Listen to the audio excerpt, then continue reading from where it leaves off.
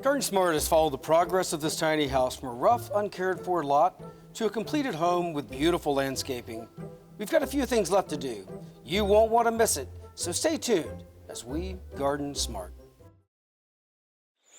These moments of beauty and relaxation are brought to you by Proven Winners Flowering Shrubs. Our goal is to leave you free to just enjoy your garden. Proven Winners Flowering Shrubs can be found at local garden centers across the country.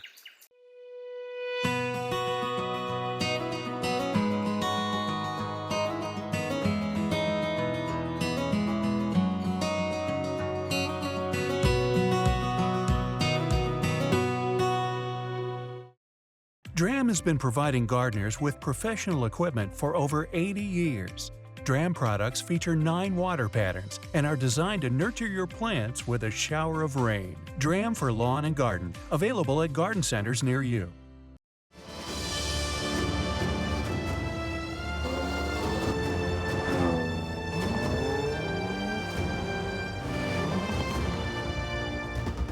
The Jaguar F-Pace.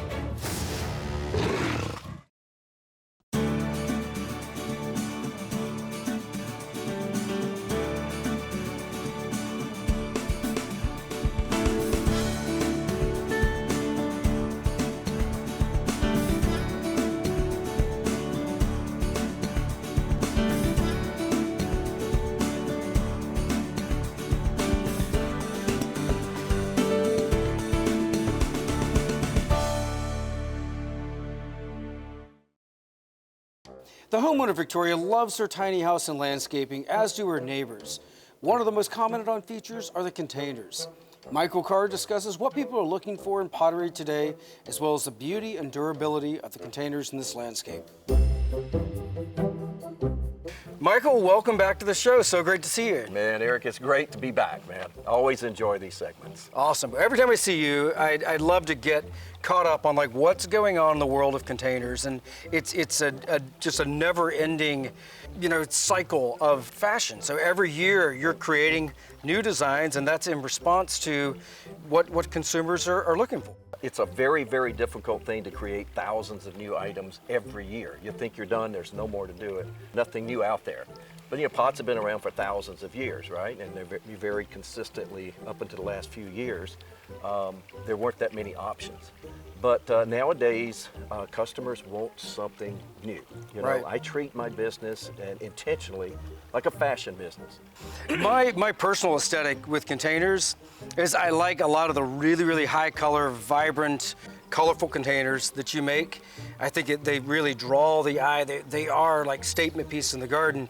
Let's talk about the selections that were made for this garden.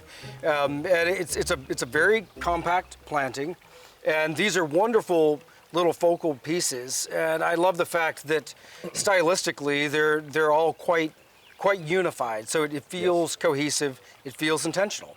In this particular case, we're in a tiny house, right? Right. Not a big yard, but my goodness, it looks great. So, but I thought we should really stick with the same color scheme to pull it all together in this spot. And from what everybody's done setting it up, I think it worked really well. It really did. Let's talk about a couple of the statement pieces here. The first one is this wonderful water feature that I know the homeowner absolutely loves. There's something about just the sound of water and the way that it attracts wildlife. And this is a newish design for you as well. And I think it's a wonderful way to have a portable water feature that can pretty much go anywhere in the garden. I spent 3 years working on the fountains. Sure. Because, believe it or not, you look at it and you think, what can go wrong? But there's all kinds of things that can go wrong on the inside and stuff. So I studied a lot. I wanted to feature the whole piece, right? So I included the bowl that matches the pots. When I get home and we go to my peaceful spot, fountains are perfect, right? I hear the water, it just gives you that peaceful feeling. And that's what I wanted to feature here. And I've done it with the volcanic on the top, just because it adds just a little bit different look to it and gives it that old world look, right? But it still brings in that color that you and I love as well. Right. Now you have the whole piece together. You know, you're not looking for something to put in the ground. You're not looking for all these. It's just ready to go.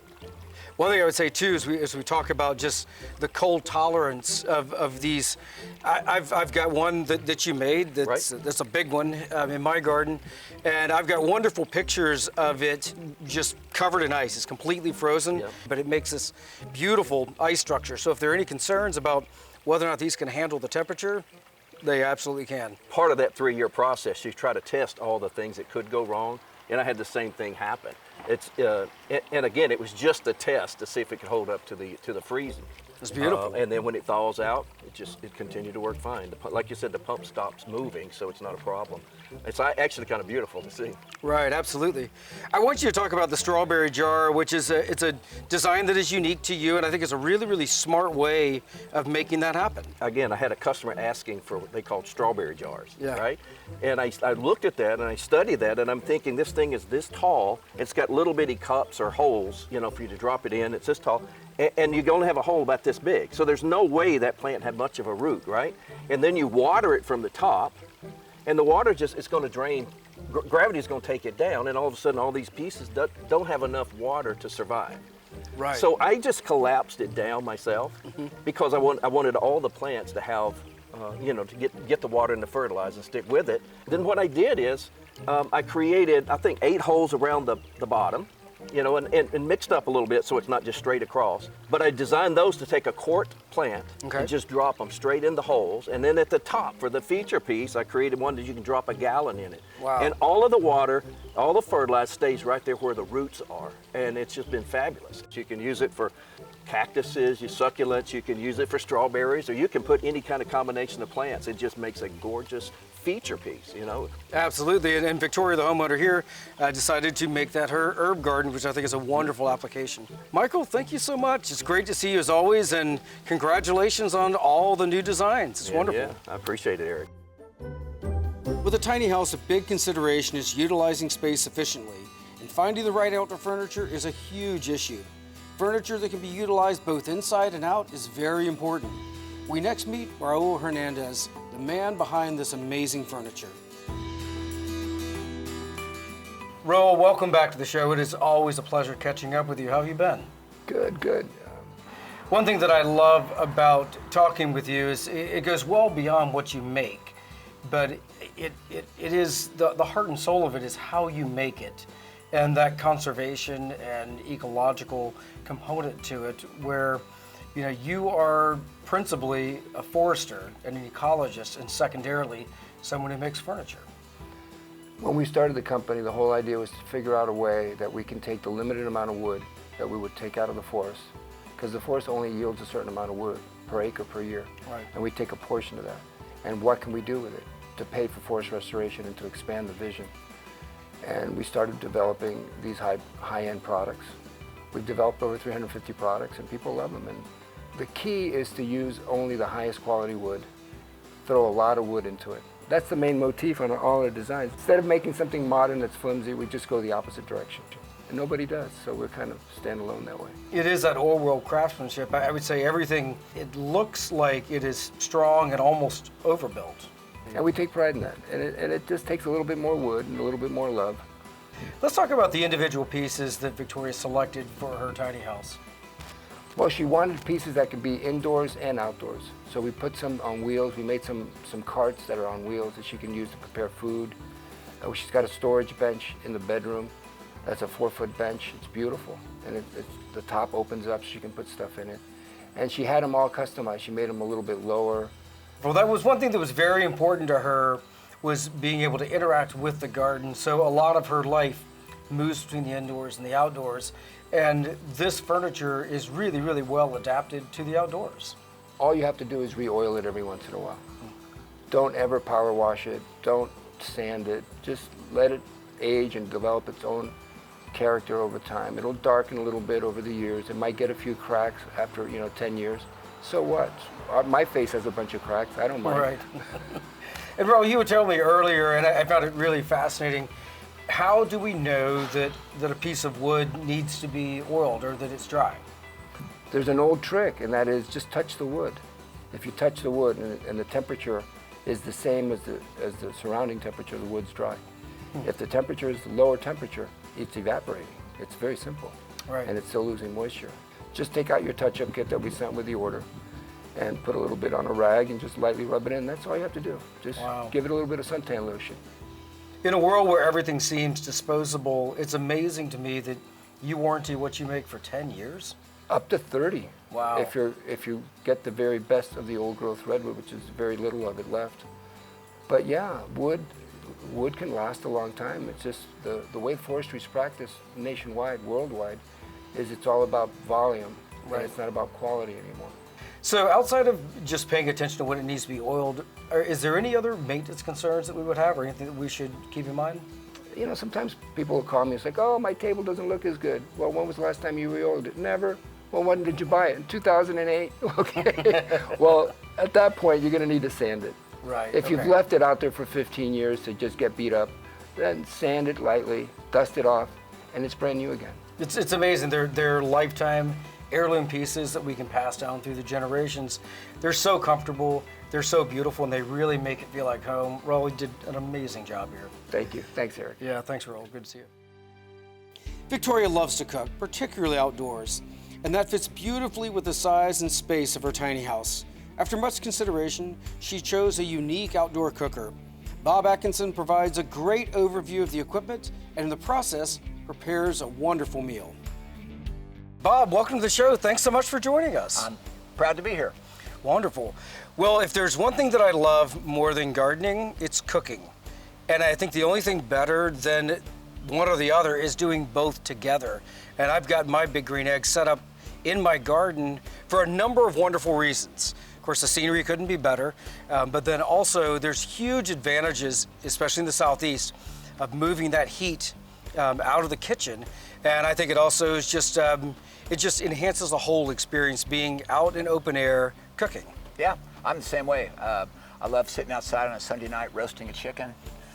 Me and my cat hanging on the back porch, enjoying the backyard, my tomato garden, all that. So it's great to take the kitchen outdoors. Right, right. And there are a lot of odors, you know, especially if we're cooking something, you know, like fish, whatever, that we want to keep the smells out of the house. Putting our cooking right in the garden, great way to go. Yep. Well, let's talk through just the way that this apparatus works. I know a lot of people may have a little bit of fear going into it. You know, a lot of professional chefs cook on these, and they may be thinking like, oh, that must be a really, really complicated piece of equipment. But with a few simple tips, actually anyone can succeed. Absolutely. So first of all, this is a ceramic Kamado style cooker. It's an ancient technology. Our founder, a guy named Ed Fisher, who started the company 50 years ago, he imported these things from Japan or Taiwan. They were clay cookers, but they've been using these for millennia.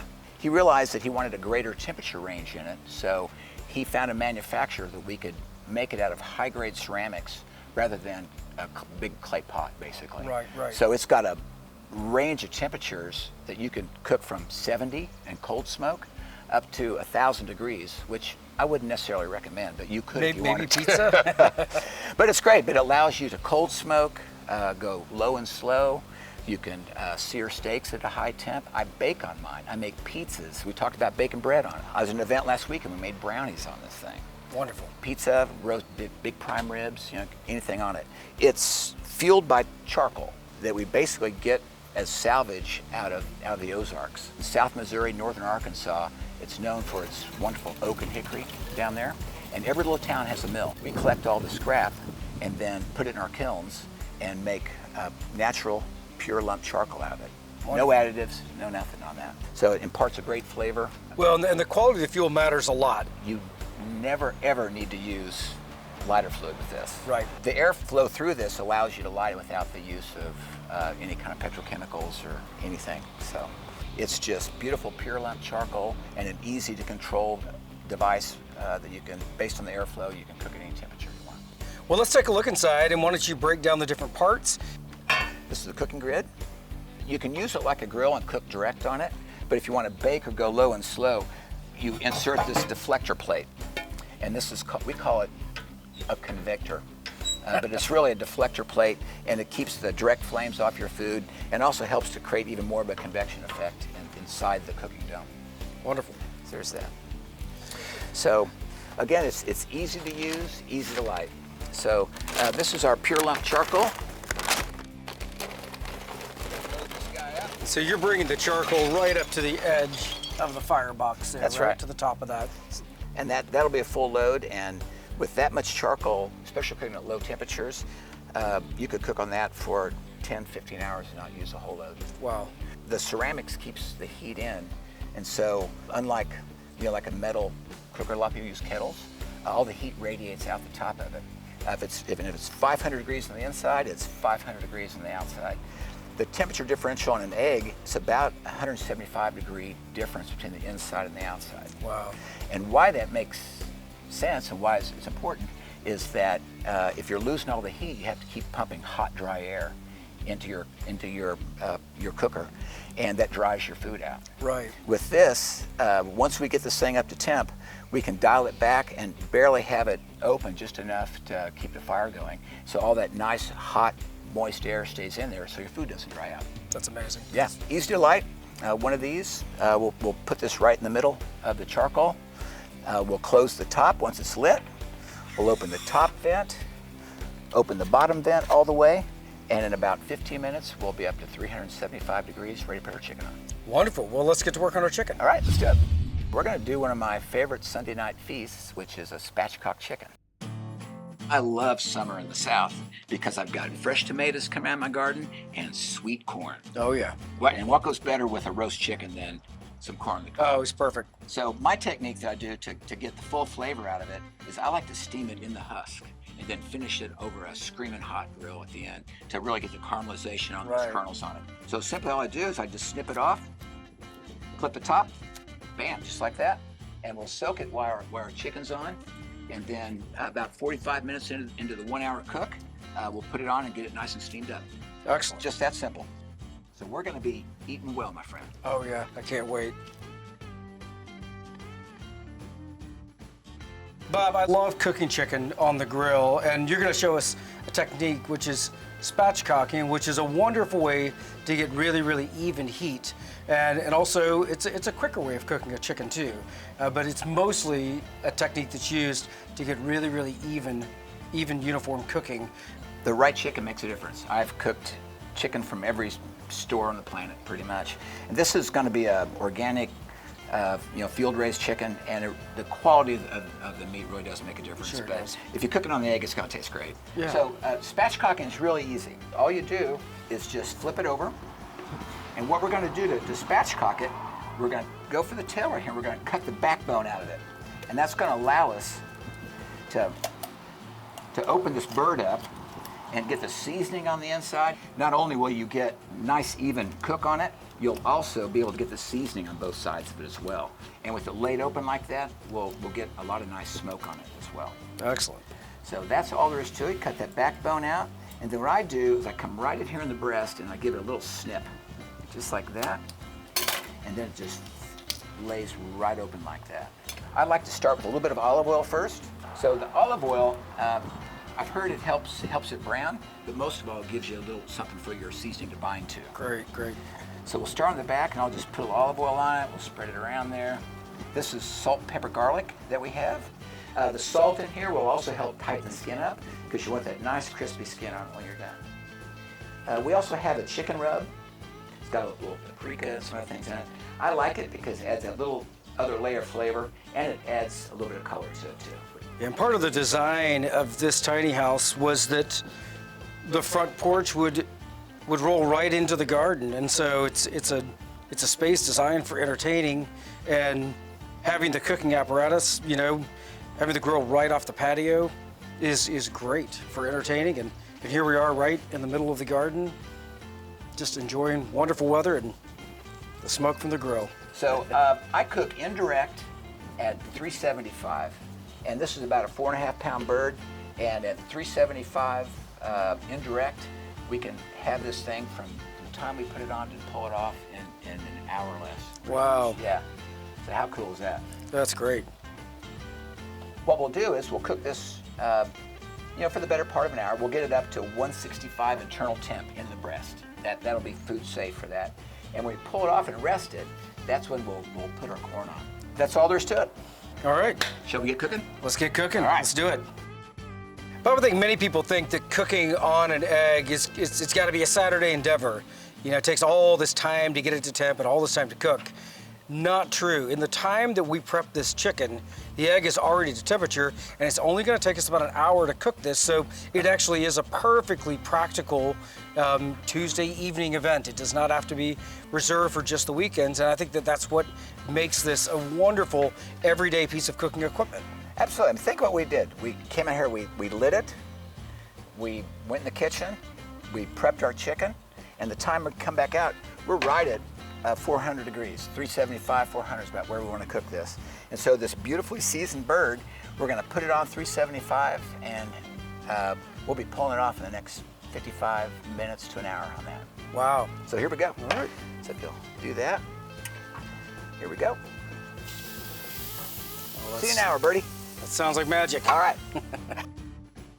What, 1 hour on the nose? 1 hour. 375, let's see what we have. Oh, that looks good enough to eat. Yeah, we can eat that. There you go, let you do the honor. Boy, that's so tender. Now, we'll let this rest, and we'll finish the corn off, and we'll be ready to go.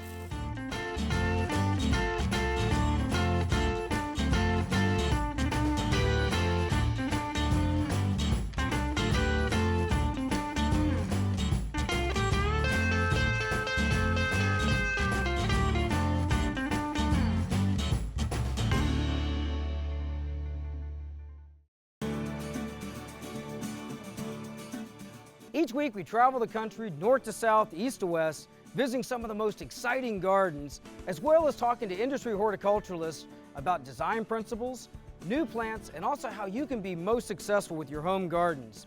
We also love answering your gardening questions, so visit us on the web at GardenSMART.com.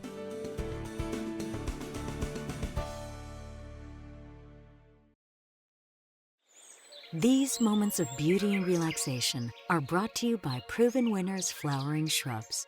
Our goal is to leave you free to just enjoy your garden. Proven Winners Flowering Shrubs can be found at local garden centers across the country.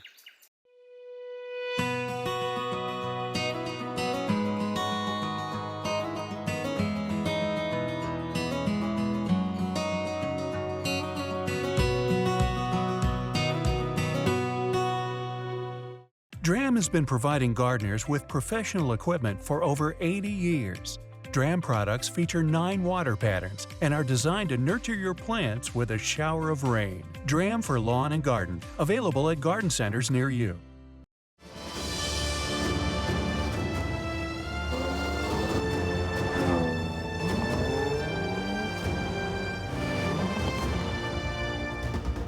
The Jaguar F-Pace. Now that our project is completed, finding the right tools to keep everything properly maintained really makes the job so much easier. Selecting well-made equipment saves time and delivers a precision that can be seen in the final product. Victoria is excited to try her hand at our new battery-operated blower, mower, and pruner. They're both lightweight and powerful, making them a perfect fit. If you have questions about anything you've seen today, visit us on the web at GardenSMART.com. You can also find us on Facebook and Instagram. And remember, even if you're a master gardener, there's always more to learn. So join us next week for more great gardening tips and ideas as we garden smart.